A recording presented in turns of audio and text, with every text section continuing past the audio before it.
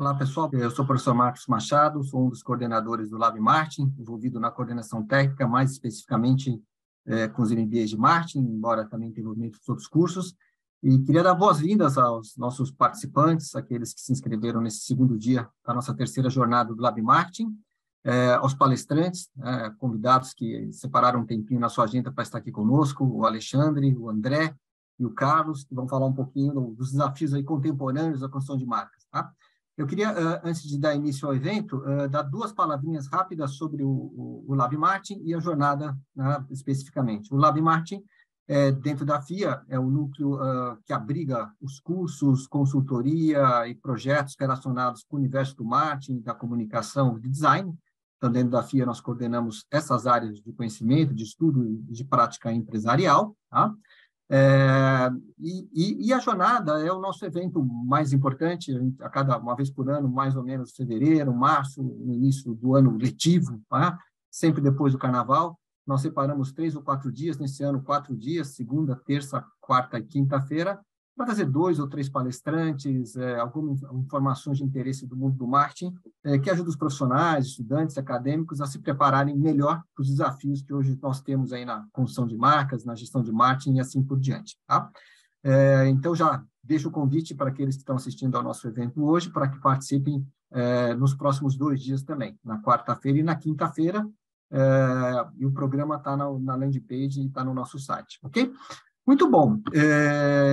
Alexandre, André, Carlos, mais uma vez, obrigado pelo tempo, né, o tempo de estar aqui conosco, o tempo de se prepararem para a apresentação. Eu vou pedir para que vocês se apresentem rapidamente, falem um pouquinho, né, do envolvimento de vocês com o tema, com o assunto, e deem início à apresentação, primeiro o Alexandre e o André, e depois, no segundo tempo, a gente vai passar a palavra para o Carlos, né, falar um pouquinho sobre o ponto de vista dele com relação a essas questões de modernidade, contemporaneidade, e construção de marca, tá bom? E vou reiterar, aqueles participantes que tiverem perguntas, por favor, eu peço que vocês coloquem as perguntas no chat, vão digitando ali, eu vou tentando agrupar por tema, por assunto, e ao final da palestra do Alexandre e do André, eu abro um tempinho para discussão, e depois ao final da palestra do Carlos também. Ok, pessoal? Alexandre, André, a palavra está com vocês, por favor.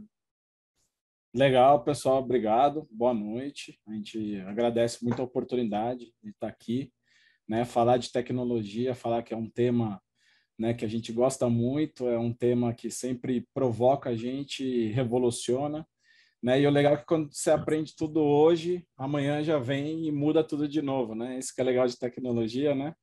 Então, vou estar aqui, eu sou o Head de Planejamento na Única, o André, né, vai falar um pouquinho dele aí, ele lidera a frente aí de Data Science, de Machine Learning aqui na Única, então, André, fica à vontade de falar um pouco de você também. Bom, eu sou o André Yukio, eu trabalho aqui com a frente de Data Science na Única, Data Science e Machine Learning. Eu sou matemático e mestre em economia, atuo nessa área aí tem cerca de 8 anos, em diversos setores, estou hoje aí com os desafios da Única, um pouco mais voltado para marketing, mas também atuando em várias áreas aí de varejo, aviação, uma série de oportunidades que tem para Machine Learning. Legal. Bom, o tema que a gente foi convidado aqui para falar, né, como já o Marcos abriu, o desafio contemporâneo de uma marca de vanguarda, né, então a marca que ela quer ser pioneira, quer, né, tá sempre à frente, ela tem que estar sempre atenta ao que está acontecendo, né, no universo de tecnologia, né, as martechs, adtechs, todas as techs que vocês imaginarem, né, elas têm aplicações diferentes no marketing, nos negócios. E a gente trouxe aqui algumas das principais, né, que as pessoas estão, né, falando bastante, muitas delas aqui, né, estão realmente no hype, né, que o pessoal gosta de falar. Né, a gente até poderia ter trazido o metaverso, a gente conversou aqui, né, eu e o André anteriormente, mas a gente achou que o metaverso, o hype dele meio que passou um pouco, ainda uma tecnologia muito em evidência, mas a gente quis falar de outras tecnologias. Então, a gente vai falar, né, rapidamente aqui, né, sobre a Única, que é a empresa que a gente trabalha, mas basicamente a gente vai focar em falar de a inteligência artificial, machine learning e deep learning, né, as diferenças e as relações que cada uma delas tem, e cases, né, reais mesmo, para vocês entenderem, né, e tangibilizar como isso já vem sendo aplicado no marketing e nos negócios. Customer Data Platform, que é uma tecnologia também ultra avançada de Customer Experience, de gerenciamento de dados, marketing, negócios, enfim. E assistente de voz, né, que está uma tendência também crescendo para caramba, desde que veio a pandemia, né? A pandemia ela trouxe um aumento muito grande no uso dos assistentes pessoais. Então, hoje eles estão no celular, hoje eles estão na TV, no carro, enfim. Então, a gente também vai falar um pouquinho desse universo. E aí, quando a gente fala da Única, a Única ela sempre foi pioneira em tecnologia, né? Desde 2004, a gente está sempre buscando novas tecnologias e isso realmente fazer diferença nos negócios, né? Não é simplesmente o uso da tecnologia por si só, porque se a gente for analisar, o universo hoje de Martech ele tem perto de 10 mil plataformas e tecnologias diferentes. Então, você tem que saber qual utilizar, como utilizar, né? A tecnologia está aí, né? Então, você tem que saber utilizar bem. E agora eu vou passar a bola, né, aqui para o André, né? O André até vai contar uma curiosidade aí para vocês, né? Que ele é ex-aluno aí da FIA, né? Ele pode contar um pouquinho aí. Vai mandar bala, André. Bom, então vamos lá, gente. Eu vou começar falando primeiro um pouco do que é Machine Learning, inteligência artificial, falar um pouco desses termos, aí depois eu entro um pouco nos cases, só para situar todo mundo do que são essas tecnologias, né? Aí, se puder passar o próximo slide. Então, vamos lá. O que é inteligência artificial, machine learning, deep learning, esses termos que são tão falados? O inteligência artificial seria o macro disso tudo, né? É o guarda-chuva que guarda tudo isso que está relacionado a criar algo que reproduza, que solucione problemas imitando a inteligência humana. Então, tudo que envolve aí essa discussão de como replicar a inteligência humana está dentro de inteligência artificial. E aí tem uma série de tecnologias, tem todas as discussões, desde da época de discussão filosófica até agora os novos desenvolvimentos, tudo fica embaixo de inteligência artificial. Se está falando de replicar a forma de pensar dos seres humanos, é inteligência artificial. Dentro dela, a área que tem mais se desenvolvido e que está mais em maior ascensão aí nos últimos anos, na última década, dá para dizer, é machine learning. E o que é machine learning? Machine learning nada mais é do que criar algoritmos, desenvolver algoritmos que vai reconhecer padrões a partir de dados históricos. Então, a gente fala de machine learning dentro de uma inteligência artificial porque a gente fala de uma máquina aprendendo, né? No caso, a máquina recebe os dados e ela reconhece os padrões ali e, a partir disso, ela consegue realizar previsões. Então, se você pegar ali, por exemplo, um banco que usa machine learning, ele pode pegar ali o comportamento dos clientes para saber, olha, esse cliente que tem essas características tem maior propensão a pagar ou menor propensão a pagar. Ou esse cliente só suportaria pagar até um certo montante. Uma varejista vai reconhecer padrões ali de comportamentos dos clientes para dizer, olha, esse cliente provavelmente compraria esse produto ou esse outro produto aqui. Aí isso seria o machine learning, né? Olhar ou reconhecer padrões a partir de dados e com isso conseguir realizar previsões, né? Como ele entende os padrões das pessoas, dos comportamentos, ele consegue antecipar ações. E Deep Learning, que é uma área dentro ainda de Machine Learning, que obviamente tem uma intersecção muito grande e que, inclusive, muitas soluções de Machine Learning podem ser, e de Deep Learning resolvem os mesmos problemas. A diferença é que Deep Learning a gente está falando de redes neurais profundas, então é uma tecnologia que tenta replicar como os nossos neurônios funcionam, né? São diversos, a gente fala que são aprendizados que vão funcionando por neurônios. Você pode imaginar como se fosse um cérebro mesmo humano, assim, vários neurônios se conectando, e isso daí seria a forma dele encontrar padrões, né? Seria meio que um aprendizado a partir de outro, né? Um aprendizado sequencial, mas também parecido com Machine Learning. Vai olhar dados históricos e, a partir disso, vai conseguir aí realizar previsões com base nos padrões que ele encontrar. A diferença é só a forma com que ele aprende o sistema que ele molda, né, para fazer essas previsões. Então, basicamente, é isso que a gente fala quando fala de Machine Learning, Deep Learning, quando você estiver ouvindo falar de algoritmos, são relacionados a esses termos. E aí, dentro dos grandes cases de Machine Learning que a gente tem, a Netflix é uma grande referência, né? A Netflix, ela tem ali, principalmente com o seu sistema de recomendação, que é algo que às vezes passa batido, né, para quem está usando, mas é o que realmente prende as pessoas, é o que tem feito muitas pessoas passarem horas ali. Às vezes a gente não tem noção do quanto que o Machine Learning está conseguindo te engajar, mas para você ter ideia, 80% dos usuários de Netflix seguem as recomendações da plataforma. Então, hoje em dia, muito do que a gente assiste é recomendado, é resultado, né, de um sistema de aprendizado ali de machine learning. Inclusive, um dos grandes cases aí de machine learning também, né, é o algoritmo da Netflix que gerou uma competição ali de $1 milhão. Foi a maior competição de data science que já teve, com o maior prêmio, e foi tudo para montar esse grande algoritmo ali de recomendação de filmes. Mas eles usam assim para praticamente tudo. Você vai ver o uso de inteligência artificial até para comprar ou desenvolver produções. Tem o case do House of Cards, que foi uma série que foi desenvolvida com uso de machine learning.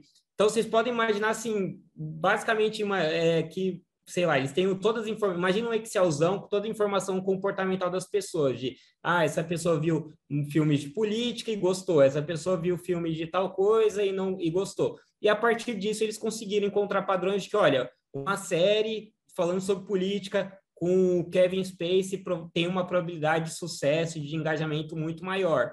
Então, é assim que eles vão selecionando produções, vão desenvolvendo, obviamente não todas, mas muitas delas, né? Ou passa pelo desenvolvimento usando a inteligência artificial, ou às vezes chega um roteiro e o roteiro passa por isso e fala, olha, esse roteiro com essas características tem uma chance de sucesso muito maior. Melhoria de tecnologias, eles também usam bastante, então antecipar quando vai ter um pico de audiência, quando vai ter menos audiência, para também, se vocês notarem, vocês vão ver que a Netflix é uma das que menos tem problema de perda de qualidade de vídeo. Isso é muito usando o machine learning também, porque eles sabem o padrão dos usuários, os padrões ali, os comportamentais, e aí sabe quando que vai ter mais gente vendo e como otimizar ali as redes deles. Preview de imagem e conteúdo, isso daí é uma coisa bem legal que dá para você ver com seus amigos ou com namorado, de ver, olha, se você abrir com a sua conta, você vai ver uma capinha para o filme, se outra pessoa abrir, vai ver uma outra capa. Então, se você é uma pessoa que é fã de cinema e gosta do Keanu Reeves, quando você for ver John Wick, vai ter ele na capa. Já um amigo que gosta só de filme de ação, mas de qualquer tipo de filme de ação, talvez veja uma cena ali mais de tiro ou de alguma coisa desse tipo. Então, ele sempre está fazendo algo que seja bem customizado de acordo com o comportamento de cada cliente. Quantificar a atenção do usuário, assim, a tecnologia deles e a modelagem é tão robusta que até com base na restrição de horas, essa pessoa ela tende a ver obras mais curtas, vamos ofertar para ele um seriado mais curto. Esse daqui não, passa mais horas, então a gente oferta algo com maior quantidade de horas. Então, todo tipo de padrão comportamental eles estão modelando o tempo todo. E é por isso que ela vem aí há um tempo na liderança e, enfim, apesar de ter tido um declínio, ela já está retomando aí também a alta de assinantes e o próximo passo deles com o uso de inteligência artificial provavelmente vai caminhar para séries e animações criadas inteiramente com inteligência artificial. Script gerado, animação sendo gerado, todo tipo de conteúdo ali ter não 100%, mas 80%, 90% de uso de machine learning. Esse é um dos grandes cases. Aqui tem um videozinho que depois a gente vai disponibilizar a apresentação e aí ele fala um pouquinho de alguns usos ali da Netflix, então vai ser bem interessante aí para quem quiser ter um overview da plataforma. Acho que um outro caso também de sucesso ali de uso de machine learning que está bem em evidência é o Instagram e o TikTok. Inclusive, são dois casos ali que competiram entre si e competiram no desenvolvimento de machine learning, né? O Instagram, quando veio usando ali machine learning pesado também, então ele sabe o que você está vendo, o que você mais, onde você clicou de curtir, onde você comentou mais, o que você engajou, para sempre estar te ofertando conteúdo parecido. E aí veio o TikTok com um algoritmo mais robusto ainda. Eu até coloquei ali os 3 minutos, porque isso daí não é aberto, mas meio que foi dá para ter uma lenda assim de que, olha, eles reconhecem tão rápido que chegam a reconhecer em 3 minutos o seu comportamento. Não é aberto, né, o algoritmo inteiro deles, mas dizem que em poucos minutos ali de uso da plataforma, eles já sabem o que você gosta e o que você não gosta. Então, se você usar o TikTok, você vai ver que na medida que vai passando ali, você está curtindo uma época muito vídeo de comédia. Você vai curtir, só vai receber vídeo de comédia. Se você muda o seu comportamento, agora eu estou começando a academia, estou vendo muito vídeo de exercício, você vai ver que rapidamente o algoritmo vai mudar e vai começar a te ofertar só vídeo de exercício físico. Porque ele tá vendo ali, então, essa pessoa dos últimos 10 vídeos, ela curtiu 9 dos últimos 10 vídeos que teve, 5 de exercício, 5 de comédia. Dos 5 de exercício, ela curtiu 4. Dos 5 de comédia, ela curtiu 1. Então vou ofertar mais vídeo de exercício. Então, ele vai sempre acompanhando isso. E, de novo, o Machine Learning olhou ali o padrão de comportamento do usuário e começou a prever novas ações ali com base naquilo. E esses são casos aí que o algoritmo foi determinante para dominar o mercado, tanto para o Instagram quando chegou, quanto para o TikTok depois chegar e tomar o lugar do Instagram.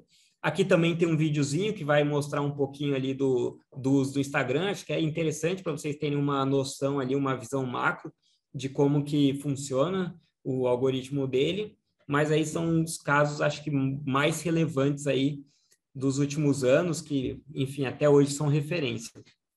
E acho que o mais recente aí, que também bateu recorde de usuários, aí teve, acho que em 5 dias, 1 milhão de usuários, foi o ChatGPT. É uma linguagem artificial aí. Ele é um modelo de linguagem artificial que baseia assim, ele é um modelo de inteligência artificial que se baseia em linguagem, né? Então, basicamente, a gente chama ele de modelos de linguagem grande, né? Large Language Models, que ele também está olhando, chega a parecer uma pessoa ali respondendo para você, tão absurdo que é, mas o que ele está fazendo é, de novo, olhando os padrões de textos que ele capturou ali na internet até 2022, se não me engano, e aí, a partir disso, ele consegue construir ali contextos, entender contextos e gerar textos que façam sentido de acordo com o que você escreve para ele. Aí, não sei se o Ale quiser mostrar ali como o ChatGPT para a galera, mostrar um exemplo ali. Qualquer tipo de coisa que você pergunte, pode perguntar, sei lá, para ele montar. Tem até um exemplinho ali. Por exemplo, você é um produtor de conteúdo, você é um copywriter, você quer uma dica de um post que nem a gente colocou aqui, com 5 dicas de uso do machine learning nos negócios. E aí, rapidamente, ele cria, né, para você o conteúdo, e aí você pode ir refinando essa pesquisa, né? Você pode... ele já deu aqui, entregou para a gente, né, o conteúdo, aí você pode ir refinando, daí você pode falar, legal, adicionar... Acho que não está escrevendo, não. Não está escrevendo, né? Peraí. Legal. Adicionar no texto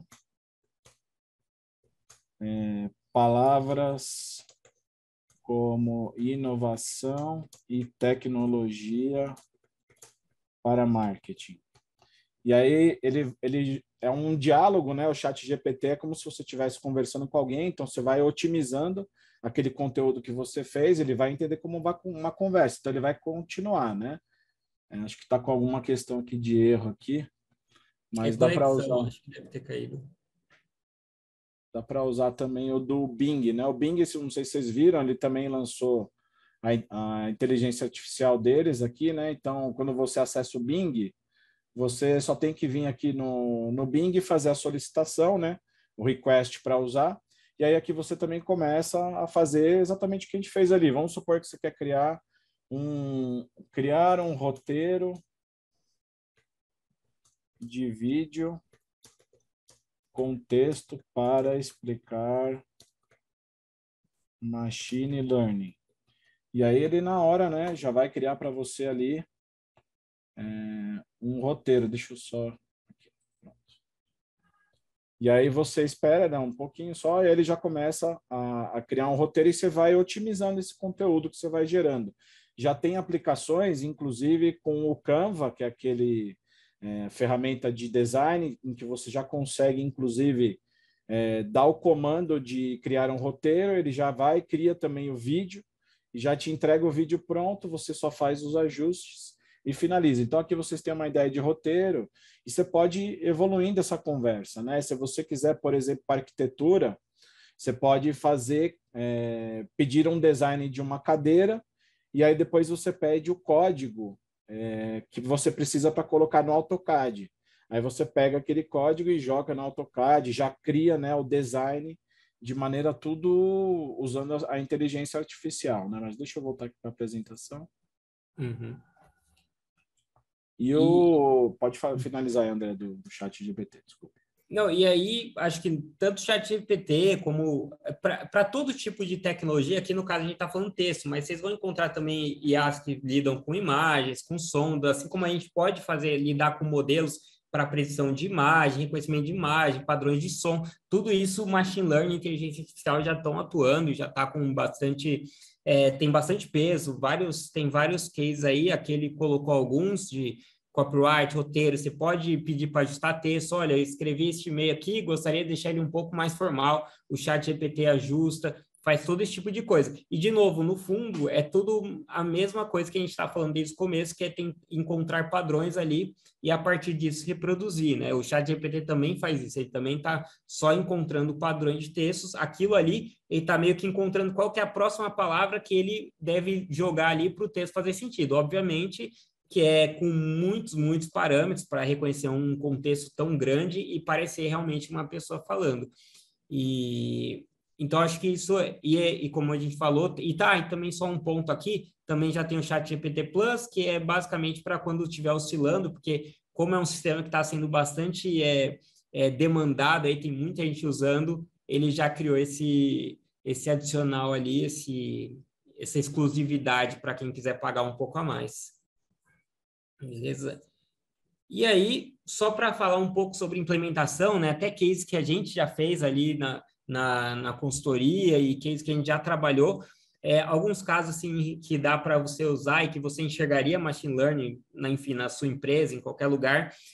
Um modelo de propensão de compra de produtos, se você pensar nos clientes que você tem, pensa ali numa varejista, ou numa empresa de eletrônicos, ela tem ali uma série de consumidores que estão sempre fazendo compras ali, todo mês ou todo ano, tem lá o cadastro dele, e de repente ela vai lançar um celular novo, a Samsung ali vai lançar um celular de última geração, e ela pode ela pode simplesmente pegar o padrão desse celular, ver quais são os celulares que ela já lançou que são parecidos, que possuem aquelas características, e encontrar quem são os clientes que compraram aquele celular. Você vai olhar ali, vai ter o padrãozinho de, geralmente os clientes que têm essa característica, esses clientes aqui compraram esses últimos celulares que são parecidos, então eles devem comprar isso daqui. E mais até do que isso, esses clientes, eles têm esse padrão de comportamento, seja de compra, seja padrão demográfico, o que quer que seja.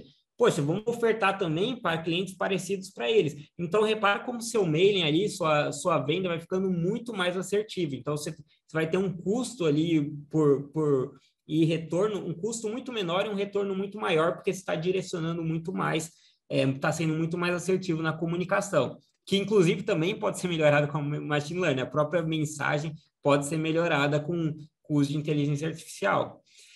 Modelagem de churn, se você tem um trabalho ali numa telecom ou em ou sei lá, numa empresa, em qualquer empresa que tenha, pode ter tanto assinatura quanto não ter. Netflix, Smart Fit. Você tem um Netflix, uma Smart Fit, você está numa telecom ali que tem a assinatura do plano mensal e, de repente, você consegue observar ali, quem são os clientes que deixaram a nossa empresa.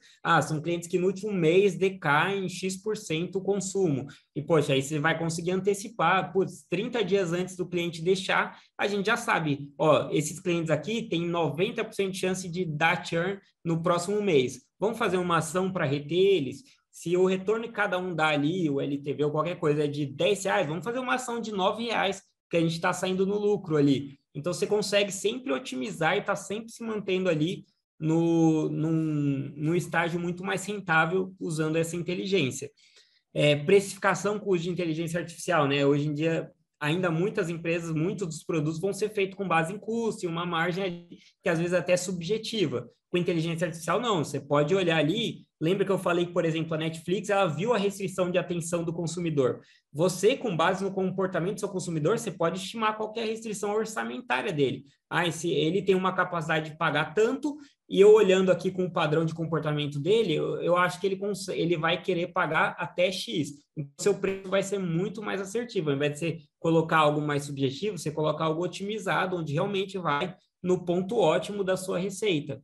E também clusterização, segmentação de clientes e produtos, daí que acho que é um pouco mais comum, mas imagina que você trabalha ali numa empresa de aviação, numa Azul da vida, e você tem lá os clientes que sempre compram, você segmenta seu cliente talvez por tipo de voo que ele faz. Pô, você pode segmentar pela frequência que ele vai, pelo local, por todo tipo de comportamento. Quantas vezes ele acessa? Será que uma pessoa que acessa muito e compra para tal classe, ela é igual uma pessoa que acessa muito menos e compra para essa mesma classe? Não, às vezes não, elas são pessoas diferentes. Então você consegue criar segmentações muito menos subjetivas e muito mais, de novo, assertivas na hora de direcionar o seu produto, na hora de direcionar a sua venda, sua oferta, e acaba, enfim, tendo um retorno muito maior, novamente reconhecendo esses padrões com o uso de machine learning, inteligência artificial.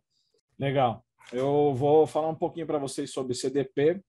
Hoje, considerada a tecnologia do momento, quando a gente fala de Customer Experience, de gerenciamento avançado de dados, de ativação, de hipersegmentação de audiências. Tá? Então, como que funciona de maneira resumida a CDP? E hoje no mercado, tá, a gente tem várias CDPs. Tem a Adobe, que é uma empresa de tecnologia grande, tem a dela, Salesforce tem a dela, que é outra, tem a Tilium, que que é quem criou o termo Customer Data Platform, que é a referência no mercado. Tem várias, tem a Lytics, tem várias tecnologias que tem hoje esse recurso de CDP. E o que é esse recurso? Né? Você conecta a CDP em todos os seus canais digitais, o que vai te dar uma visão, né? Primeiro, né? Onde que o Marcos, né? Ele começou o relacionamento com a minha empresa no digital? Começou aonde? Na mídia social? Começou através do meu site? Numa campanha que ele foi impactado?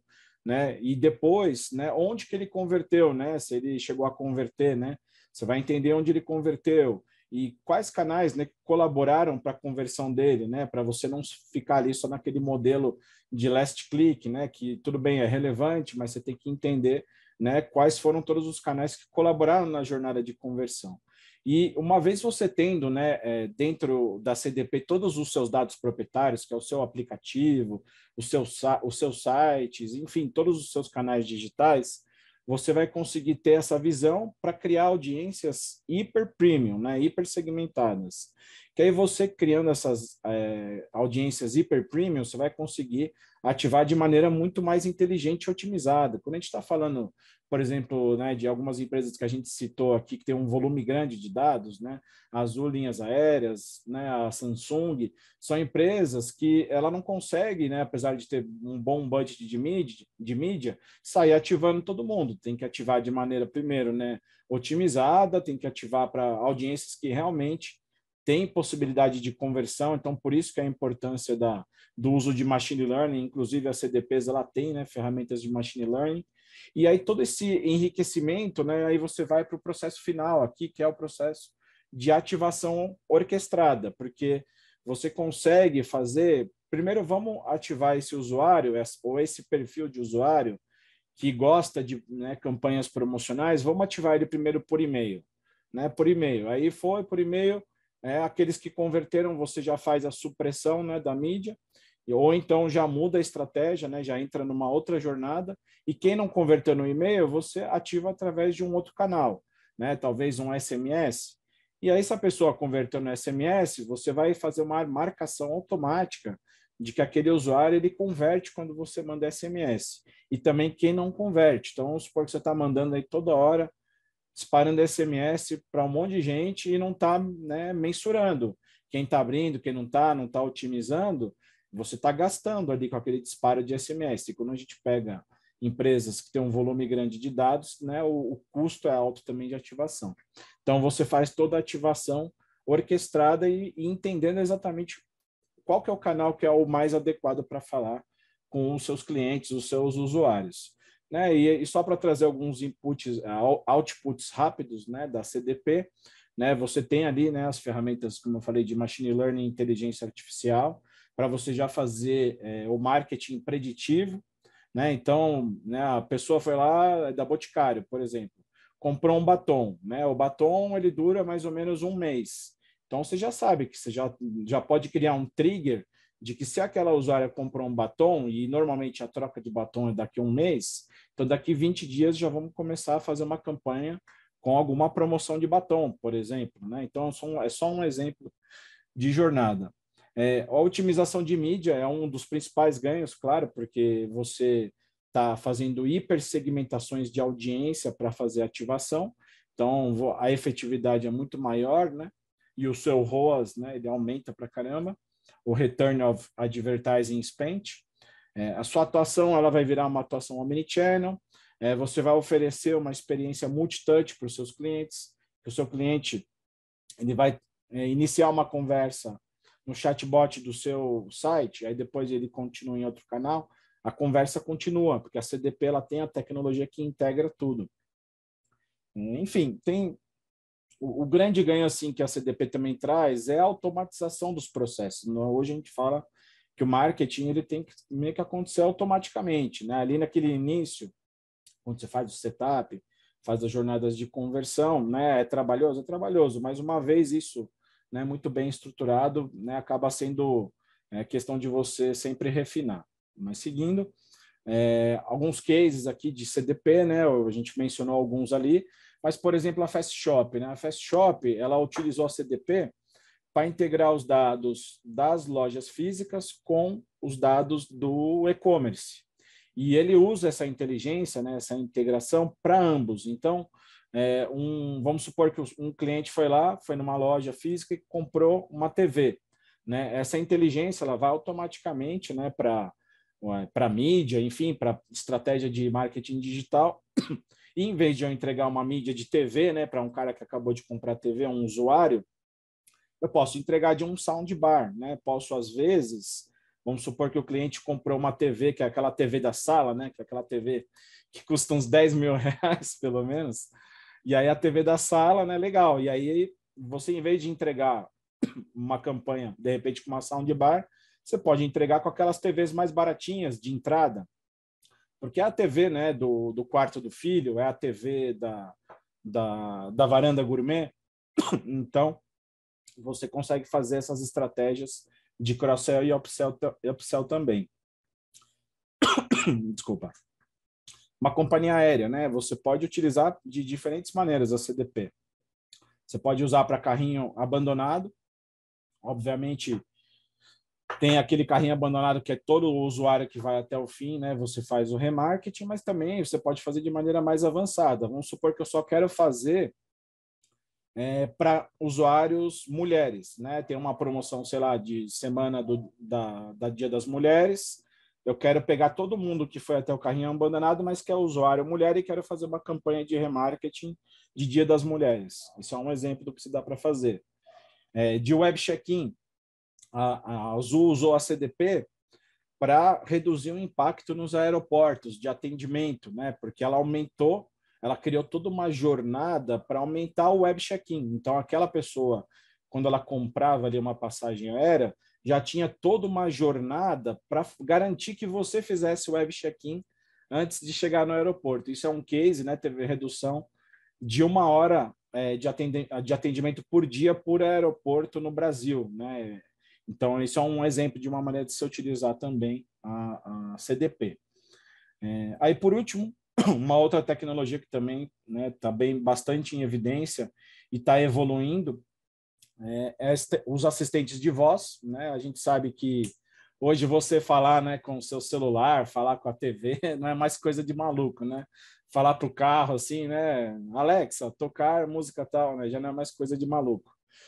É algo que já está se tornando um hábito, né? As pessoas já estão acostumadas a fazer pesquisas e utilizar os assistentes de voz, né? Em torno de 91% dos internautas brasileiros já fizeram uso de assistentes pessoais, né, de voz. 17% dos internautas brasileiros fazem uso diário, né, de perguntar coisas ali para o Google, né, dos assistentes de voz, né, para Alexa, fazer, né, aquelas saudações, utilizar a Alexa. E tem que pensar que quando você for pensar numa solução para essa plataforma, né, você quer colocar sua marca ali dentro, né, dessa experiência com voz, você tem que tentar sempre entrar como uma solução do dia a dia, né? Então, imagina que é algo que você né, vai usar no seu dia a dia ou é algo de entretenimento, né? Tem vários exemplos de mercado que a gente trouxe aqui, mas o que é legal, assim, né? Que está evoluindo e o próximo passo não é só você viver uma experiência, né? Às vezes de conteúdo ou entretenimento, mas sim você comprar também através dos assistentes de voz. Hoje, quem tem conta na Amazon e tem conta na Alexa já consegue fazer compra, né, através da Alexa. Você pede para adicionar item no carrinho, pede para verificar status de pedido, finaliza a compra, faz tudo usando simples comandos de voz. E tem vários e-commerces que já estão começando, né, realmente a investir nessa tecnologia. E só para trazer alguns exemplos de mercado, que é sempre legal para poder tornar mais tangível, a Netflix, né, quando ela teve o lançamento daquele seriado 3%, ela criou uma skill para Alexa, que é como se fosse um aplicativo que você cria, né? Que era para um jogo feito todo através de comandos de voz. Era um jogo, entretenimento. Então, quem assistiu aí o seriado 3% sabe que é um processo seletivo, né? Que os participantes passam para entrar ali naqueles 3% que vão lá para o paraíso, lá, que é o mar alto, né? E aí o jogo, né, na Alexa é todo simulando, né, tarefas que você tem que cumprir, né? Algumas tarefas de jogos de memória, outras de exercício de reflexão, né? É bem interessante. O Itaú também tem uma skill também deles, que eles dão dicas de segurança digital e fraudes, né? E aí eles já estão fazendo link com o produto deles, e você consegue também, né, na experiência toda que é feita com comandos de voz, né, sugerir para o usuário se ele quer receber um e-mail com ofertas ou com uma apresentação, né, sobre o produto que está sendo ali relacionado com a skill. Então, você traz um conteúdo interessante e por trás você faz uma venda ou pelo menos uma relação da marca com algum produto, né, com aquilo que você está provendo. Apostas esportivas é um outro segmento que está super em alta também. E eles também têm já, né, skills ali. A PixBet criou. A PixBet, que é patrocinadora do Corinthians, é patrocinadora do Flamengo, tem o Galvão Bueno como garoto propaganda, enfim, né? E eles investiram e fizeram uma skill para Alexa, que é o guru das bets, que dá dicas de apostas esportivas.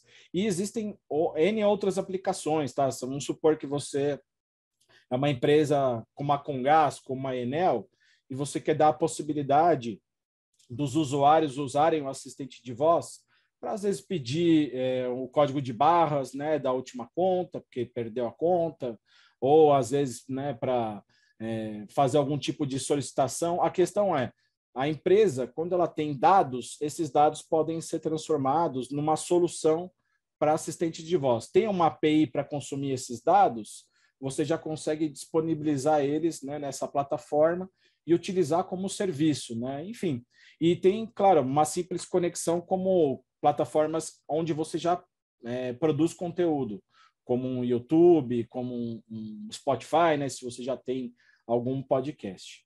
Mas é isso, pessoal. E aí deixar por último aqui, né, a frase do nosso diretor de inovação, né, da Única, o Ricardo Júnior, que é muito do que a gente acredita, né, que o uso, né, da ciência exata junto com uma produção criativa otimizada é o que vai ser realmente o game changer ali, que vai trazer, né, a inovação, que vai trazer resultado, tá bom? Então, estamos à disposição.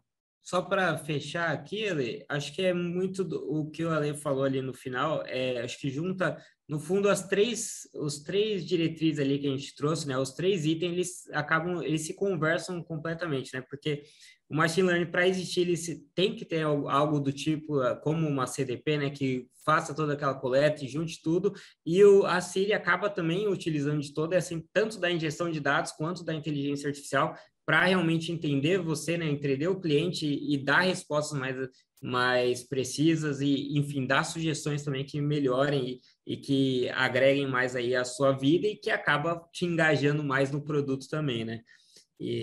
Então, só para complementar ali a junção dos três itens. Boa. Legal. Alexandre, André, desculpa, vocês tinham concluído? Concluímos. Sim? Beleza. Beleza. Então, pessoal, enfim, eu vou estamos abertos aqui para perguntas, debate aí dos participantes. Quem tiver perguntas, coloquem no chat. A última olhadinha que eu vi ainda não tinha pergunta, o pessoal estava um pouco concentrado aqui na palestra. Então, eu vou começar com as minhas perguntas primeiro, né? O moderador sempre tem o privilégio aqui de fazer as primeiras perguntas, né? Eu vou primeiro numa questão um pouquinho mais filosófica. Vocês mencionaram no começo algo que não tem necessariamente a ver só com o tema da palestra, mas tem a ver com marketing como um todo, mas eu queria a perspectiva de vocês com relação à seguinte pergunta. Você está falando de um pouco de uso de matemática, inteligência artificial, machine learning, tecnologia associada ao marketing, e vocês falaram, porque se a marca quer ser pioneira, etc. e tal. É importante ser pioneiro ou não necessariamente, né, nessa área? Essa é a pergunta. Porque o pioneiro é só o primeiro, e quem não é o pioneiro? Eu vou falar aqui do meu lado, o André também fala do lado dele, mas sim, claro, é sempre importante você estar à frente, ainda mais se você é uma empresa que oferece tecnologia, provê tecnologia ou vende serviços atrelados à tecnologia, você tem que estar sempre à frente, tem que estar sempre experimentando o novo, né? Que o novo nem sempre ele traz resultado ali logo, né? Então você tem que também estar disposto a investir, disposto a aprender, mas quando você, vamos dizer assim, acerta, né? Você sai à frente, né? Esse sair à frente é estratégico, né? Legal. Eu acredito que deu uma vantagem, né? Você vê, assim, por exemplo, o Netflix largou muito na frente em termos de uso de inteligência artificial e isso deu um colchão aí para ela poder cometer até alguns erros, ter esses altos e baixos no último ano e ainda está se segurando lá. Mesma coisa do Facebook, mas não é tudo, né? Porque, como eu mencionei até o case do TikTok, o TikTok veio ali com um algoritmo tão poderoso que o Instagram não aguentou muito e perdeu a liderança. Então, acho que tem um pouco tem importância de estar uma gordurinha, mas óbvio que não é tudo, e se você não, em algum momento ali, deixar de inovar, ou deixar de inovar buscando ali o resultado, ou tendo resultado, se pode perder essa liderança aí. Legal. Deixa eu emendar aqui com uma segunda pergunta. Você falou o André falou de TikTok, Instagram. Durante a palestra, vocês fizeram vários exemplos, falaram de algumas marcas, empresas brasileiras também, mas foram bastante enfáticos, né, em relação ao machine learning quando falavam de Netflix e Instagram. E como usuário, eu percebo claramente como essas marcas trabalham bem isso, né? Quer dizer, você fala, aliás, é um conceito de CRM, né? Quando é que você dá informação para uma empresa? Quando ela usa aquela empresa para te ajudar a consumir melhor, a escolher melhor. Então, fala, que bom, esses caras estão me ajudando, estão mandando coisas que me interessam, né? Mas a pergunta é, não precisa ser pioneiro, mas tem um caso legal de empresa brasileira, de marca brasileira, usando bem, né, machine learning, né? Ainda que tenha sido uma seguidora, o que a gente tem de empresas brasileiras que a gente pode falar, pô, esses caras estão fazendo um trabalho bacana. Vocês conseguem pensar alguns exemplos? O que eu conheço, aí, uma das empresas que eu acho que anda indo muito bem com inteligência artificial e machine learning, que eu conheço, assim, um pouco mais. Eu acho que a XP é uma empresa que usa muito pesado e tem bons. Eles têm uma política interessante ali de busca de talentos, e eu sei que enfim, eles tiveram uma ascensão muito grande, e eu acho que esse uso de machine learning está atrelado a isso, porque eles conseguem provavelmente entender melhor o padrão dos clientes deles, saber o que ofertar, quando ofertar, e até como também até para a parte de finanças dele ali, tradear melhor no mercado, esse tipo de coisa. Eu acho que o Nubank teve aí seus altos e baixos, eu não sei muito bem se hoje já dá para colocar como sucesso, mas acho que foi uma empresa que também apostou muito em tecnologia como um todo, né? Que eu lembro de cabeça, eu acho que essas são boas referências ali. Mas o legal, Marcos, o que eu queria Pois trazer não. um elemento assim, você não precisa ir muito longe para aplicar o machine learning dentro dos negócios e do marketing, tá? Então, por exemplo, a gente já tem empresas que a gente atende que a gente faz modelos de propensão. Modelos de propensão nada mais é do que, né, machine learning, de você ter os dados e analisando dali, extraindo insights e saindo dali ativações, enfim. Então, hoje você pode usar, por exemplo, para um CRM, né, para Uhum. títulos de e-mail. A gente, né, chegou a fazer aí um case de Black Friday para a Sony, que era para determinar quais são os títulos de e-mail que são os que engajam mais, né, que mais geram taxa de abertura de e-mails, taxa de engajamento com cliques. Aí você pode aplicar de diferentes maneiras, inclusive em campanhas, né, de marketing. Legal. Hoje eu tenho uma pergunta aqui de uma participante, da Adriana, deixa eu só ver aqui. Ela fala o seguinte: a Netflix tem como regra investir em publicidade orgânica. Me explica como funciona essa jornada na internet. Talvez o que a gente pode trazer, que ela perguntou, é que a Netflix acabou de, né, dar a possibilidade do usuário pagar mais barato, e só que ele tem que assistir publicidade, né? É algo que eles estão implementando, né? Algo novo, já está disponível para alguns anunciantes grandes, aí eles estão fazendo teste, né? Quem trabalha aqui na área de mídia, né, fala para a gente que o valor do CPM, né, o valor por 1.000 impressões, está um valor muito alto, assim, bem acima de outras plataformas. Mas eu não sei se eu respondi a ela isso, porque a Netflix, o que ela fez? Ela ganhou bastante capilaridade, ela ficou notória como referência de streaming, e agora ela está buscando maneiras de capitalizar, né, já que ela tem toda essa audiência. Eles têm uma pergunta aqui do Ayman, é uma pergunta, vocês já passaram um pouco sobre, falando desse tema, mas acho que dá para aprofundar um pouquinho mais, que as vantagens, né, muitas vezes são copiadas rapidamente entre as grandes empresas, porque praticamente todas elas têm o mesmo poder de fogo, de investimento tecnológico. Então, elas se observam, então o diferencial que uma cria acaba sendo copiado rapidamente, no final das contas tudo fica, né, parecido, se perde muito rápido. De acordo ou não necessariamente? Eu acho que um pouco, eu acho que assim, a empresa copiar a tecnologia pode acontecer mesmo, porque inclusive a gente copia deles também. Tem modelos abertos do Facebook, do Google, tudo mais. Acho que o grande risco é a empresa copiar exatamente no mesmo setor que você e numa ação parecida que você, mas eu acho que isso já acontece menos. Eu não vejo com toda essa frequência, ainda mais que são coisas assim um pouco mais complexas, porque você ter o algoritmo de machine learning, isso todo mundo tem. Hoje em dia, você buscar lá, sei lá, buscar CatBoost, é um algoritmo russo super poderoso que todo mundo usa. Agora, como aplicar no seu negócio, como aplicar de uma forma inteligente, porque beleza, você sabe que o cliente vai deixar a sua empresa, vai dar o churn. Como que você vai usar isso da melhor forma? Aí é outra questão, aí entra negócio, entra o seu domínio do seu segmento, conhecimento do setor, uma série de estratégia aí também. Tá bom. Tem uma penúltima pergunta minha, depois eu tenho uma outra aqui do Carlos. É a seguinte, com relação ao profissional de marketing, né? A gente está vendo a tecnologia e o marketing, né, interagindo, intersecção, caminhando juntos. Profissional de marketing, aquele profissional que tem aquela formação mais humana, né? Fez comunicação, fez marketing, uma administração com foco em marketing, etc. Como é que ele está interagindo com essas tecnologias? Ele está com medo, ele está abraçando, está andando junto, está aprendendo? Enfim, tem alguns profissionais, que alguns são nossos alunos, que se assustam um pouco com isso. Como é que vocês estão vendo, né, esse tipo de profissional, esse tipo de relação e como essas pessoas deveriam se portar? Hoje mesmo estava conversando com o time de mídia, né, sobre isso, né, como algumas profissões estão já se transformando, né. Eu acho que a questão vai ser que você vai ter que, né, entender como funciona, vai ter que saber como extrair o melhor de cada tecnologia, né. A tecnologia está aí.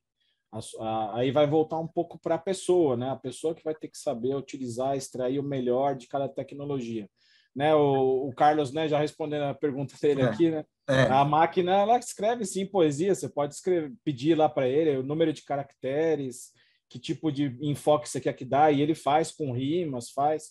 Muitas vezes, né, você vai testando lá e você vai vendo umas coisas, nem sempre 100%, mas, meu, sai umas estrofes, umas frases assim sensacionais. Eu mesmo, outro dia, eu fiquei brincando, né, e hoje o brincar é que vai te dar, né, os insights de negócio. Então, vale a pena, né, entrar ali no novo Bing, no chat GPT, né, daqui a pouco o Google lança também a inteligência artificial dele, ficar brincando e pensando ali, meu, o que eu posso fazer aqui e de repente isso virar um negócio. Então, o produtor de conteúdo ele vai ter que saber usar isso bem, né? Ele vai ter ganhos, né, na produção dele. O designer é a mesma coisa, vai servir sempre como inspiração. E eu já venho usando no meu dia a dia como inspiração. Acho que esse é o caminho. Então, aquele profissional lá que era aquele de humanas tradicional, ele vai ter que sim, e, vamos dizer assim, se adequar, né? Porque o mundo hoje ele é digital, né? Que é o físico com o digital, né? Eles já se confundem, né? A gente já vive num mundo que não tem mais o on e o off, né? Uhum. É tudo, né? Tá ótimo. Alexandre, André, super obrigado pela participação aqui, pela disposição em responder as perguntas, os questionamentos e as provocações. Obrigado, vocês são convidados para ficar até o final. E ouviu, Carlos? Carlos, obrigado pela presença, por estar aqui conosco, né? Enfim, agora a gente tem um foco, enfim, de outro profissional, né? Enfim, de outro colega da área, falar um pouquinho do tema da palestra do Carlos é uma provocação, né? Enfim, a questão do velho, do novo, né? Quem é que está velho, quem é que é novo, o que é o velho. Enfim, Carlos, queria passar a palavra para você, se você pudesse apresentar e falar rapidamente a teu respeito, da tua atuação, e depois pode assumir e seguir em frente aí, por favor. Sim. Muito obrigado por me haverem convidado para participar desse evento maravilhoso. Estou extremamente feliz. Realmente eu tenho uma longa jornada aí pela vida. O meu prazer é muito grande, realmente, de estar com vocês hoje. Foi maravilhosa essa primeira apresentação, eu gostei demais. Tecnologia, isso é uma evolução infinita. Então, vamos falar um pouco da minha vida, das coisas e do tema que eu quero abordar. Começando a compartilhar. Muito bem, velho é o que você pensa, vamos ouvir. Veja bem, vocês estão me vendo aqui e olhando para um senhor. Naturalmente, o que vem à cabeça? Velho. Mas eu vou dizer, velho é o que você pensa. Não é bem assim. Eu trago nos próximos slides um olhar sobre o etarismo, pela perspectiva dos estereótipos. Me refiro à figura caricata dos velhinhos, que ranzinzas, vulneráveis ou para frentex, desfilam com naturalidade na propaganda e meios de comunicação. Esses velhinhos fofos da mídia parecem inofensivos, mas você nem imagina o quanto eles ajudam a alimentar o fantasma do etarismo a partir de uma persona que, no mínimo, está absolutamente fora do contexto. Bem, eu vou me apresentar de novo. Eu sou Carlos Roberto Silva, empresário, investidor, fomentador de negócios inovadores, cantor, mentor de novos talentos, mentor de prevenção de boa saúde da mente, fundador da plataforma Fortuna em Mente. Hoje, aos 78 anos, eu vivo uma das fases mais produtivas e revolucionárias da minha trajetória. E estou aqui para falar com vocês sobre um tipo de preconceito que ainda provoca muito poucas discussões e tem raízes profundas na sociedade brasileira. E, por incrível que pareça, esse é um preconceito que não faz distinções entre os seus adeptos. Você tem aí gente de todas as raças, de todos os credos, gêneros e ideologias. Você tem pobres, você tem ricos, letrados. O etarismo circula em todas as esferas sociais e culturais de forma quase que imperceptível, infelizmente.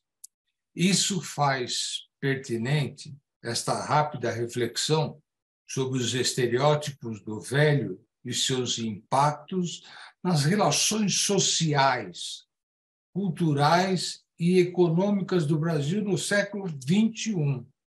Etarismo é um assunto que chama a minha atenção desde muito antes de completar 40 anos. Quando eu tinha 27 anos, eu era um propagandista. E eu me recordo que meus colegas de 40, 45, perto dessa faixa etária, eles já se preocupavam demais em ser demitidos por causa da idade. Essa é uma preocupação incrível. Eles sonhavam em se aposentar, um queria ir para a praia, outro queria ir para o campo, outro queria ir pescar. Enfim, esse interesse também é uma consequência natural de como direcionei minha vida, com foco em longevidade.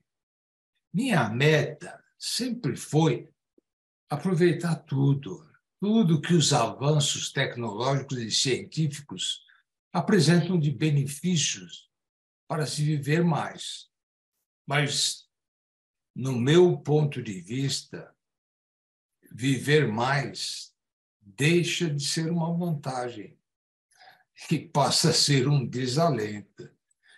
Se essa vida mais longa não for proporcionalmente plena e produtiva. Isso aí envolve, naturalmente, a necessidade de espaço para que as pessoas com mais de 60 anos sigam ativas e relevantes nas engrenagens sociais. Nesse nosso papo, eu convido vocês para refletirem comigo o papel que os estereótipos representam. Em nossa conversa, ela começa com a hegemonia do culto ao jovem. Antes de ser empresário, eu tive uma longa jornada à frente do marketing de multinacionais. E posso afirmar que os jovens são objetos de desejo da maioria esmagadora das marcas de produtos e serviços. O grande objetivo é ser uma marca jovem e relevante para os jovens. Mas, olha, eu te digo que o futuro não é mais propriedade exclusiva dos jovens. Não é. A nossa fascinação pelo mundo dos jovens parece plenamente justificada pelo fato do Brasil ser um país jovem, em que a maioria da população é composta por jovens. Nós estamos acostumados a viver num país que tem mais jovens do que velhos. Esta é a grande realidade. Mas será que este é um cenário perene? Será? Será que é um bom negócio para as marcas não investir em conhecer, entender e atender melhor a população mais velha, como eu? Bem, institucionalmente, notamos algumas diferenças na postura das empresas, que, nas últimas décadas, buscam um posicionamento mais empático em relação às minorias e à diversidade. Mas foquemos aqui na brutalidade dos negócios.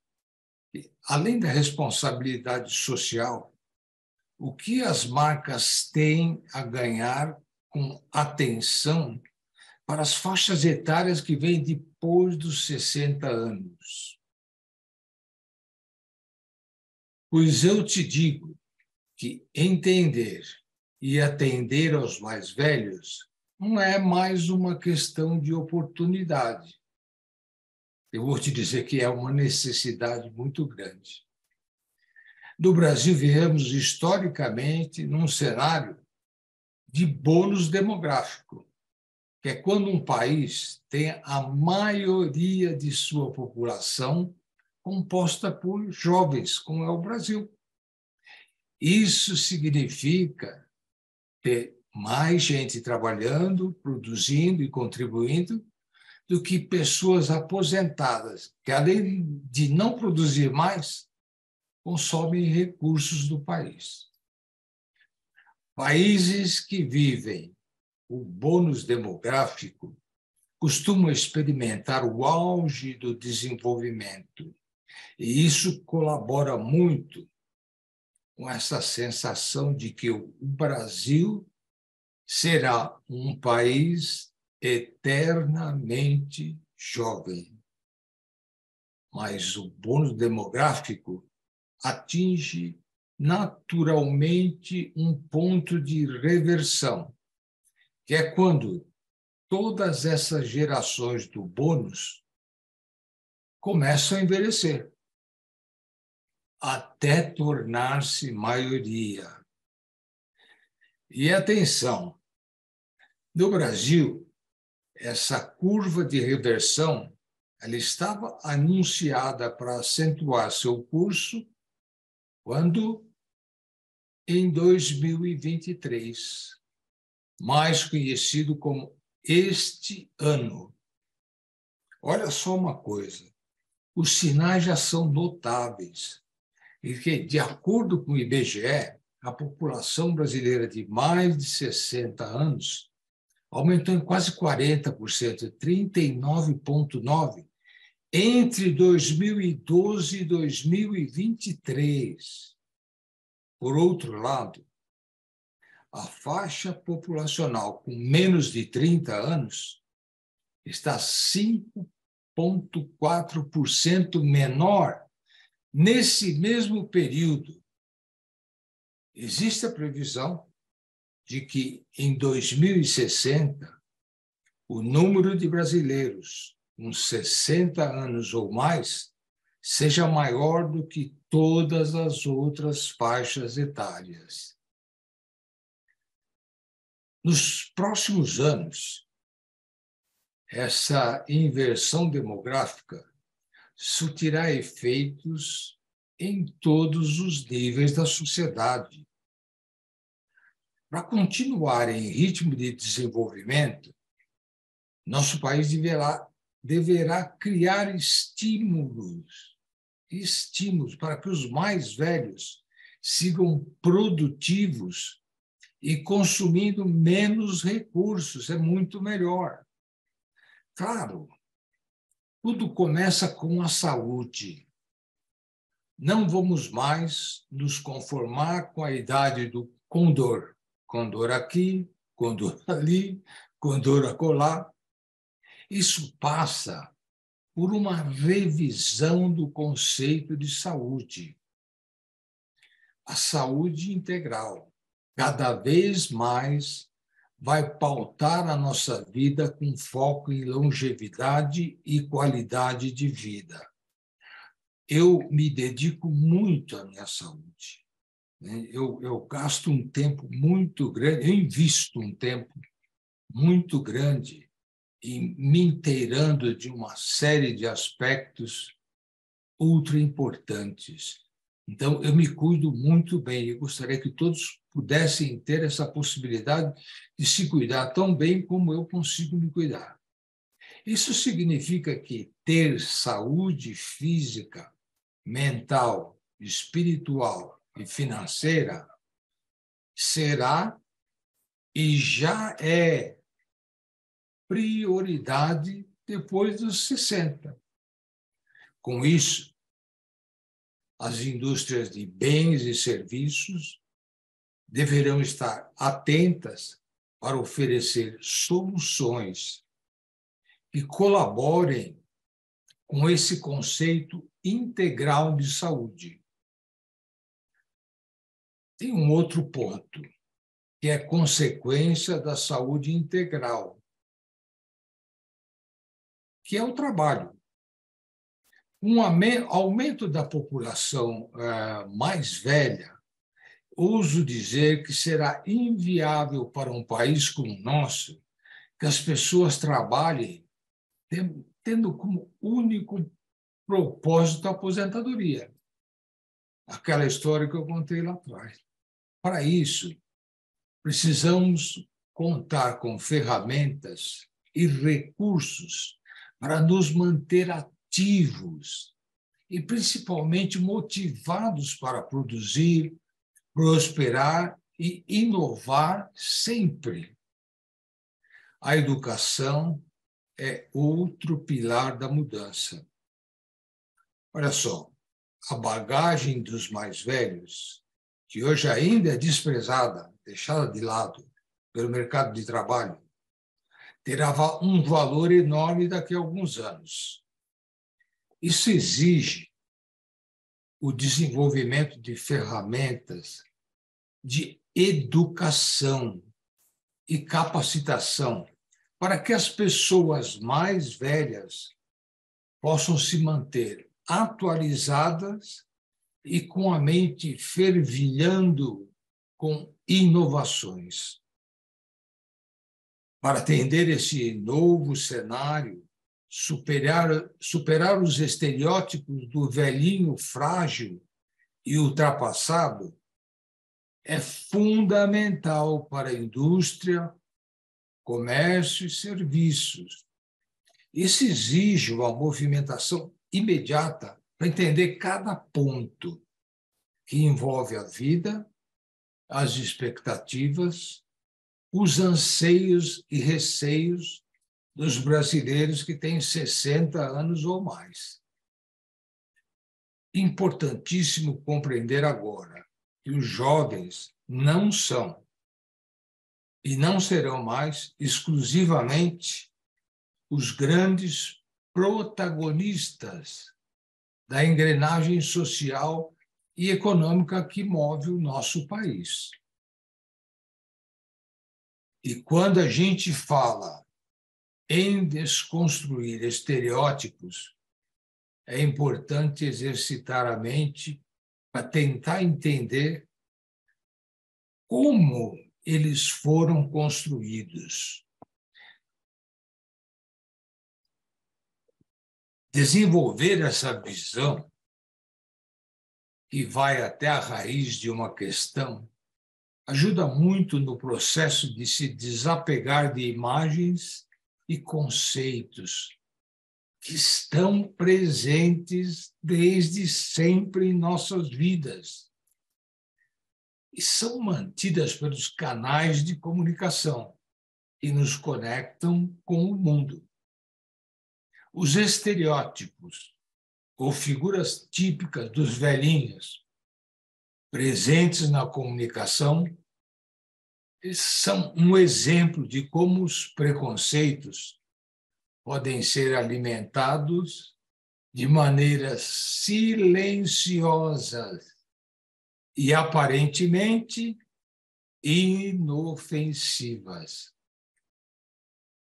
Antes de seguir em frente, é importante destacar que, de 10 anos para cá, é possível ver pessoas mais velhas e desestereotipadas protagonizando peças de comunicação. Mas ainda é raro. Na propaganda dos anos 80 e 90, vivemos uma época em que os velhinhos eram sempre os antagonistas. Os rabugentos, que implicavam com o estilo de vida dos mais jovens e viviam escandalizados com as modernidades. Com a chegada do ano 2000, na virada do milênio, até pelo aumento da longevidade e pela representatividade do poder aquisitivo dos mais velhos, notamos uma revisão desse modelo do velho careta. O que poderia ser uma oportunidade para desconstruir estereótipos que não cabem mais na nossa realidade. Acabou se transformando, na verdade, numa troca de caricaturas. Os velhos caretas deram lugar aos velhos moderninhos, ainda com seus infalíveis trajes do início do século passado, como a boina, a bengala, o colete.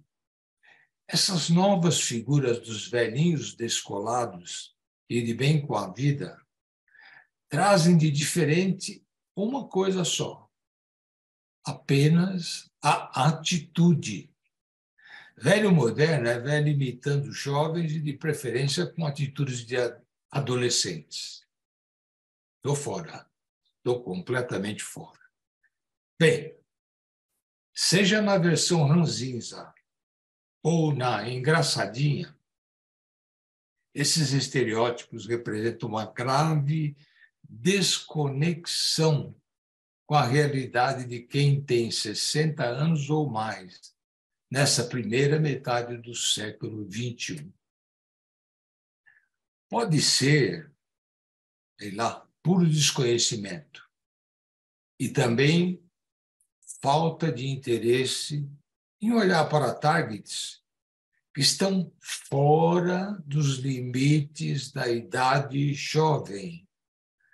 Mas, na minha opinião, o nome disso tudo é etarismo.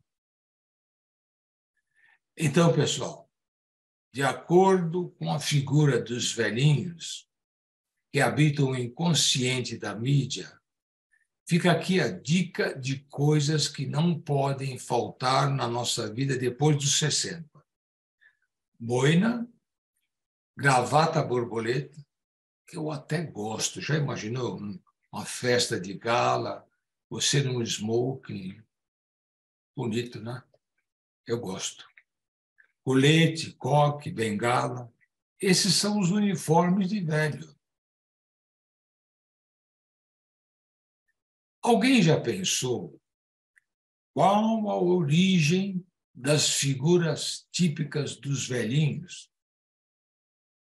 Eu, durante muito tempo, fiquei aqui matutando.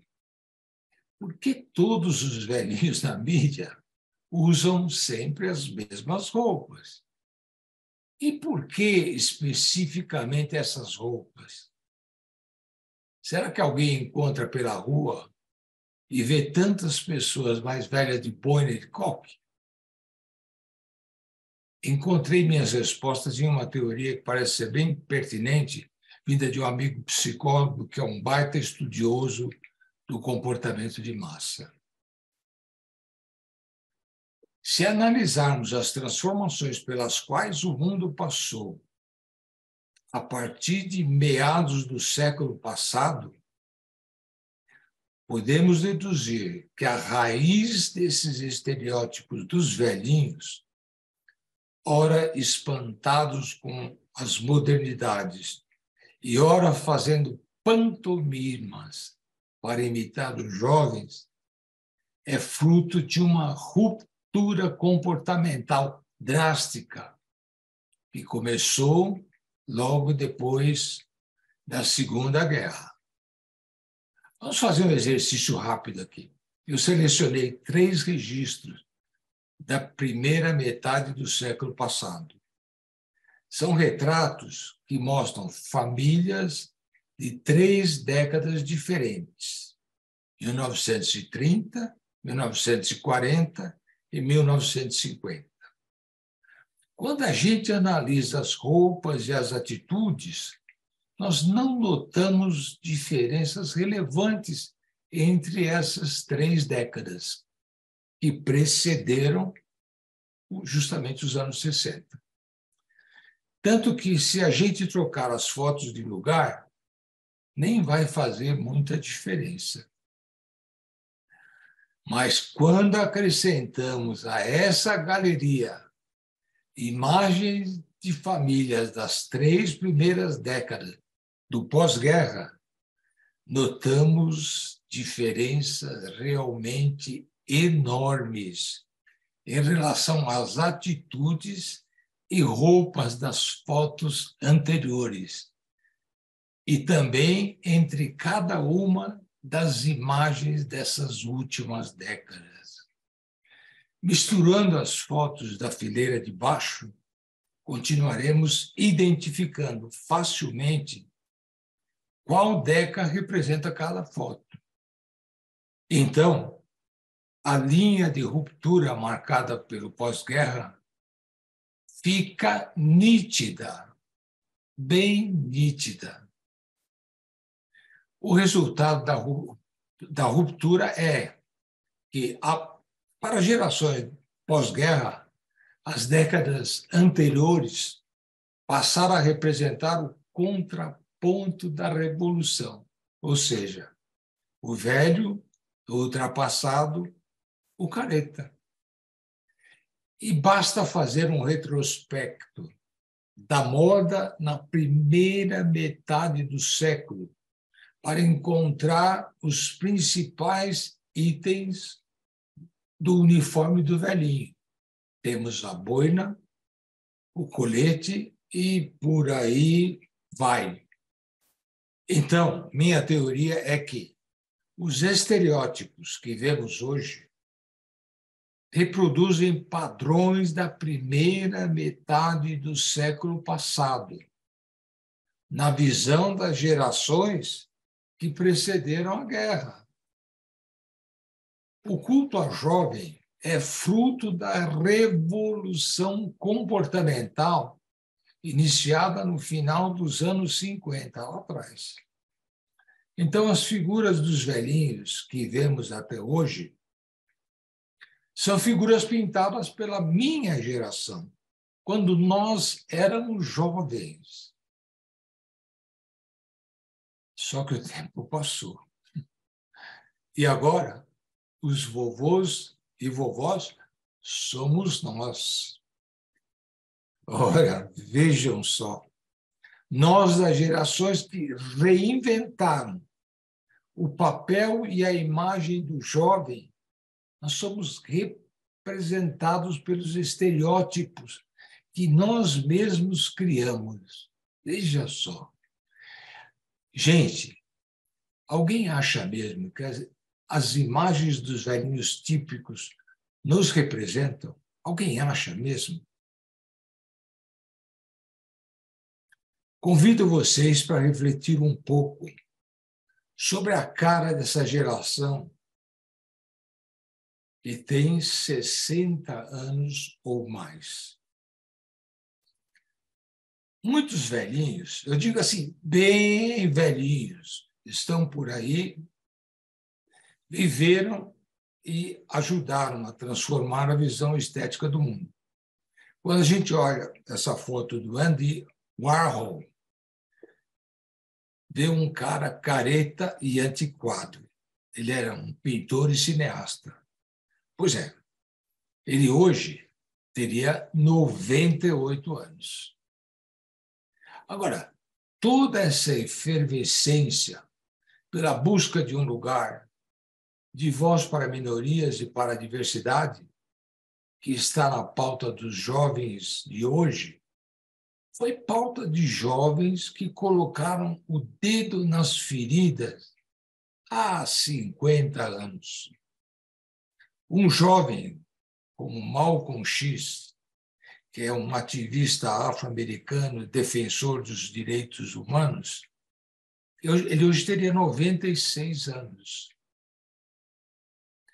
Será que a imagem de um velhinho, pasmo diante das modernidades tecnológicas atuais, representa as gerações que viram o homem pisar na Lua?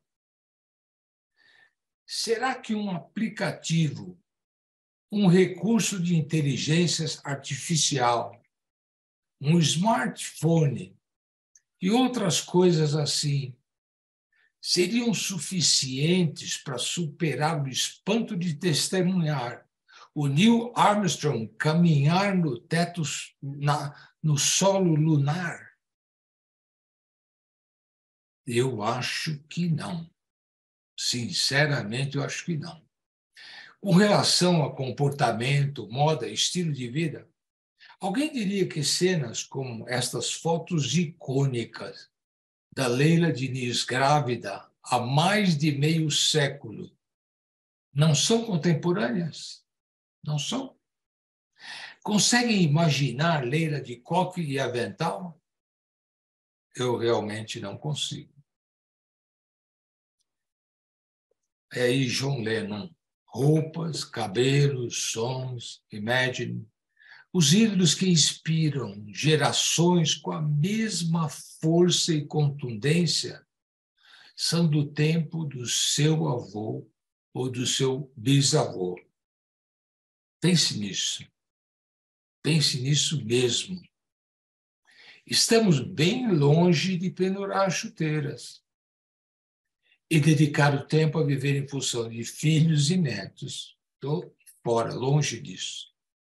Os recursos da medicina, a tecnologia e os conhecimentos sobre saúde, que eu já falei atrás, são super importantes. Eu aconselho a todos a adquirirem conhecimento sobre a sua própria saúde, sobre o seu corpo humano. Sobre a saúde e bem-estar, nos faz cada vez mais ativos.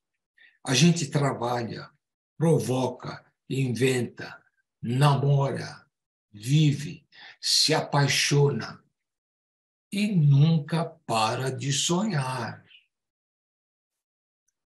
Por essas e outras, os rótulos não nos representam.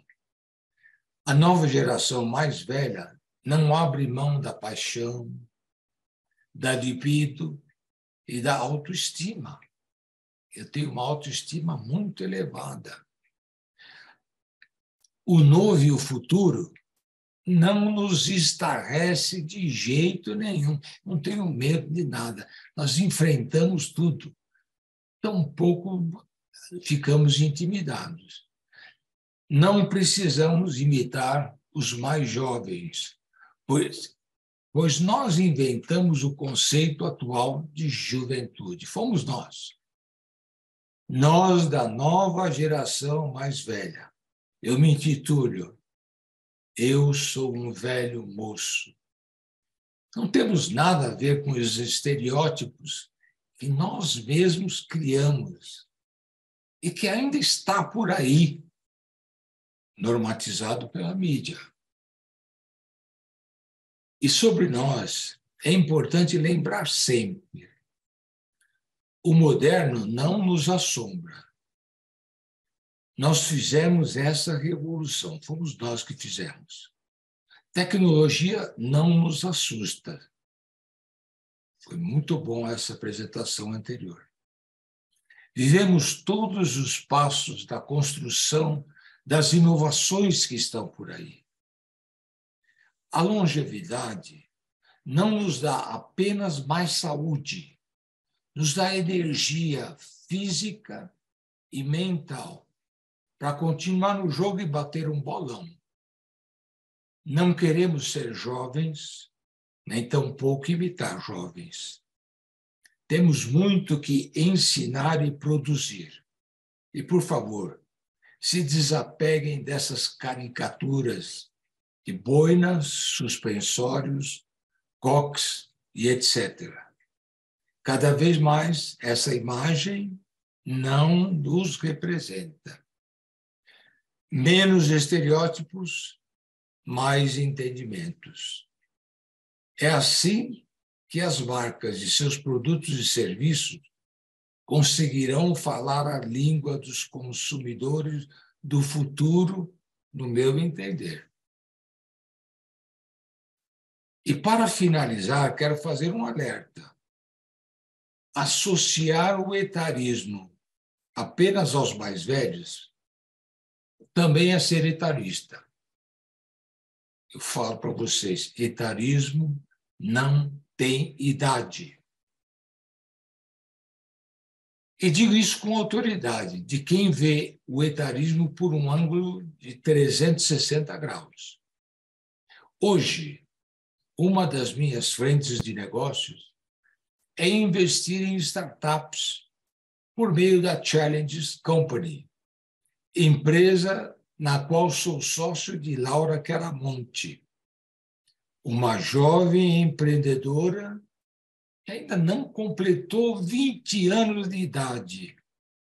Vocês não imaginam a teia de etarismo que caiu sobre nós desde o momento no qual nós ficamos sócios. Do meu lado, as pessoas consideravam uma loucura investir num negócio encabeçado por uma sócia tão jovem e sem bagagem. E do lado de Laura, tantas outras pessoas acharam que não tinha cabimento desenvolver um negócio de aplicativos com um cara de 78 anos de idade. Pouca gente percebeu o diferencial positivo de uma parceria que une a visão de uma nativa digital com a solidez da experiência de um empresário que tem mais de 60 anos de estrada. Resultado: está saindo do forno o Challenges App, um aplicativo inovador de edutainment que vai transformar a experiência de quem joga e, ao mesmo tempo, oferecer ferramenta de comunicação valiosa para as marcas que agora deixam de ser os anúncios que atrapalham e passam a fazer parte do jogo. Ainda em fase de lançamento, o modelo de negócios do Challenges App já está sendo demandado por investidores americanos. Esse modelo é inovador. Ele só foi possível pela união das nossas diferenças, experiências e visões.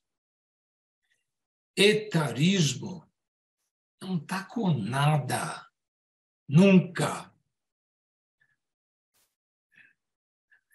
Eu sugiro aqui que seja criada uma lei de incentivos fiscais contra os estereótipos dos 60 anos mais. Esses incentivos para as empresas que contratarem mão de obra com gente de mais de 60 anos sob forma de prestação de serviço. Eu clamo aqui pelos municípios, pelos governos do Estado e pelo governo federal que pense muito nisso, diante de tudo que foi exposto. Nós temos que nos debruçar e nos dedicar sobre isso. Bem, quem quiser continuar com esse papo, fica à vontade para me contatar nas redes sociais. Muito obrigado a todos pela atenção. Para mim foi maravilhoso estar aqui com vocês. Eu agradeço muito a FIA. Muito obrigado por tudo. E olha, velho é o que você pensa. Tudo de bom. Carlos, muito obrigado. Nós é que agradecemos. Eu, na verdade, estou quase construindo uma nova palestra aqui a partir das anotações que eu fiz aqui, né? Tenho perguntas, comentários e assim, né?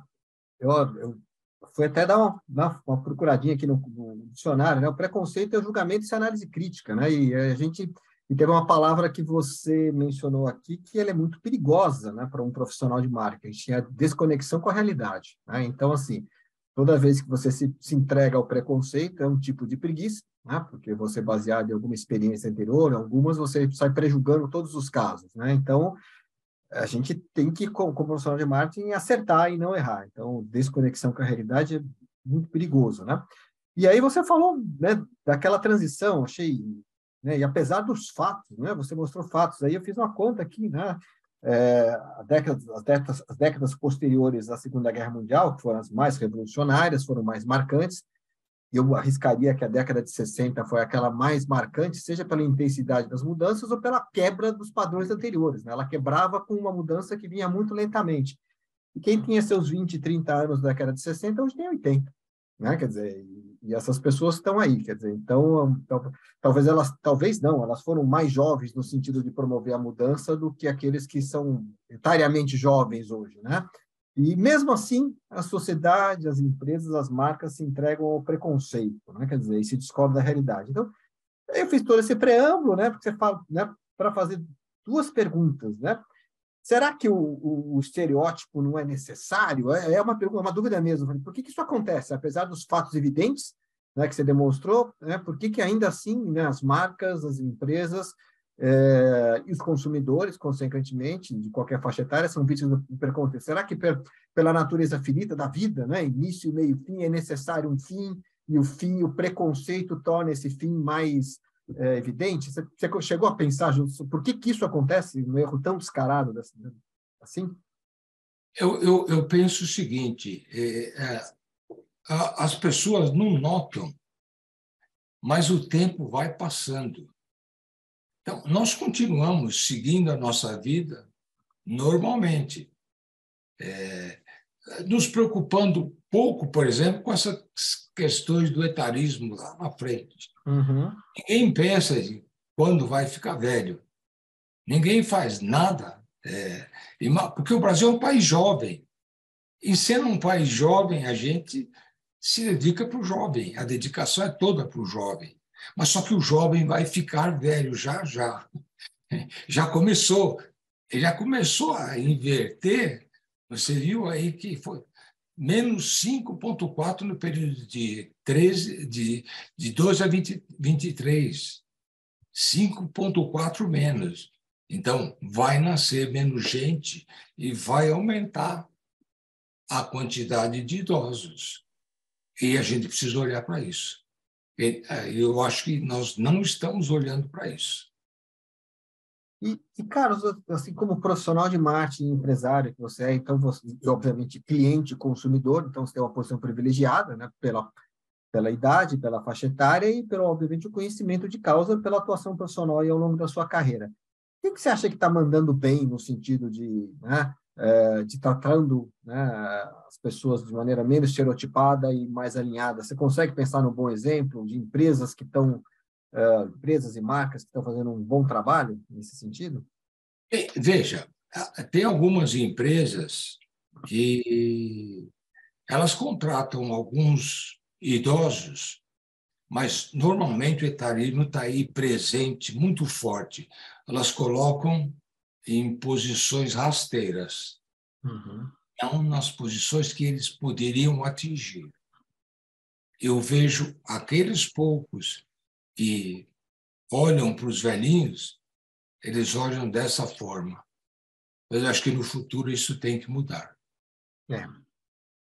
Um pouco, talvez, eu não sei se eu estou fazendo uma comparação correta, mas hoje, obviamente, há muito por fazer no sentido da mulher ocupar espaço no mercado de trabalho, né, mais condizente com a sua própria participação na população, mas é um processo que já vem andando, já começou. E no começo era aquela coisa assim de, vamos dar um cargo para ela, né, alguma coisinha para ela fazer, etc. e tal. E foi um processo, ainda é um processo em curso, né? A gente vê que na maior parte das empresas, né, do médio para o alto escalão, a participação feminina tende a cair, então, né, então esse é um processo ainda em curso, mas talvez com as pessoas, né, de faixa etária mais elevada seja um processo parecido. Algumas empresas começam a adotar, não, coloque ele ali para dizer que a gente está fazendo, etc. e tal, e subestimam, né, no meu modo de entender, a capacidade de geração de resultado que essas pessoas têm.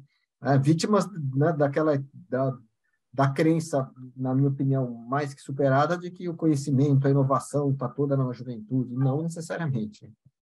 Sabe o que eu acho que uma maneira ideal das empresas selecionarem seria não pedir a idade, manter tudo isso, idade, sexo, uma série de coisas, fazer tudo às ocultas, fazer os testes, fazer essa seleção toda, para depois aí levar para a empresa aqueles que realmente foram aprovados.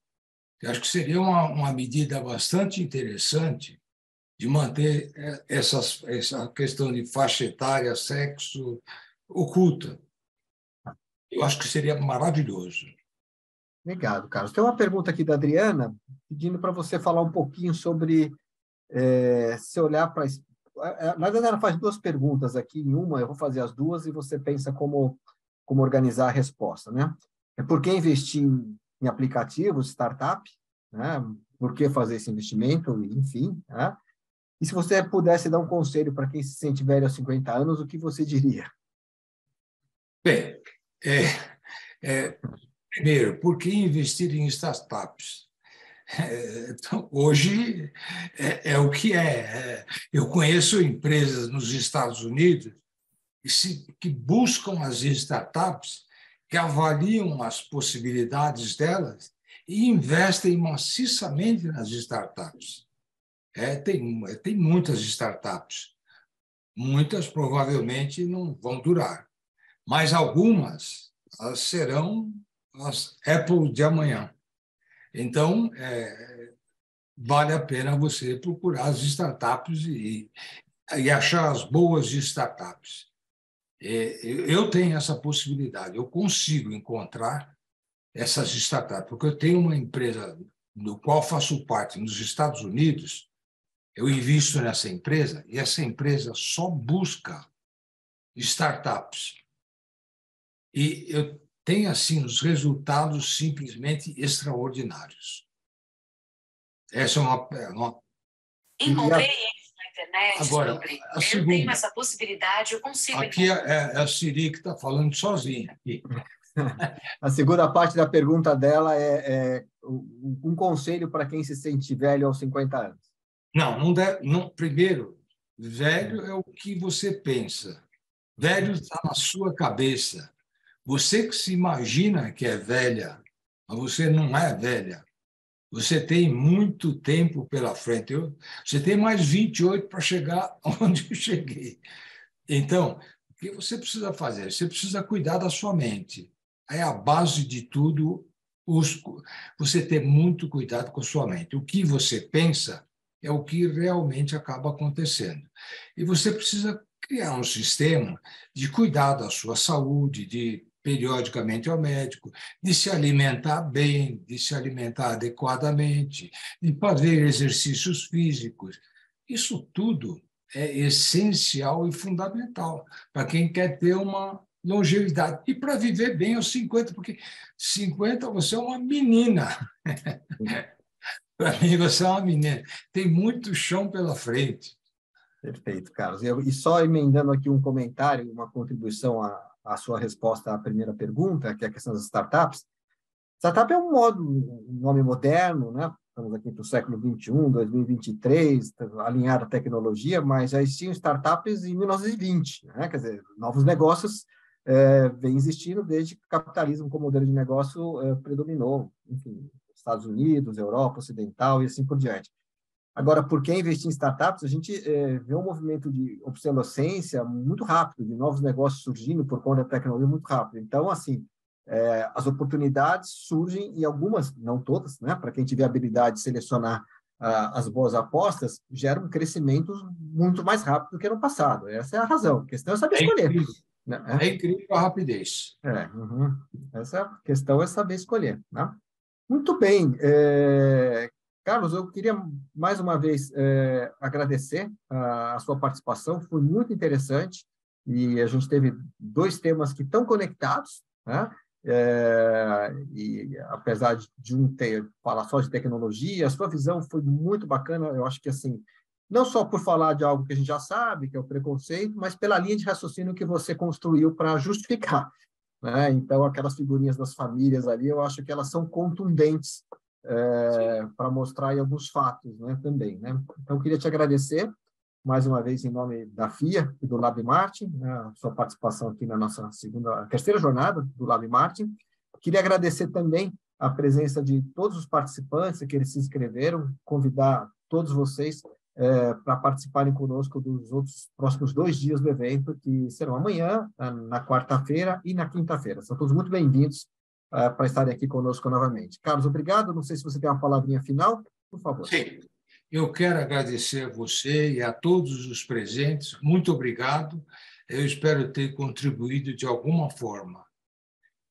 Tudo de bom para vocês todos. É o que eu mais desejo, sinceramente, aqui do coração. Obrigado, Carlos. Obrigado a todos mais uma vez e contamos com a presença de vocês no nosso evento amanhã. Um abraço a todos. Ok, um abraço.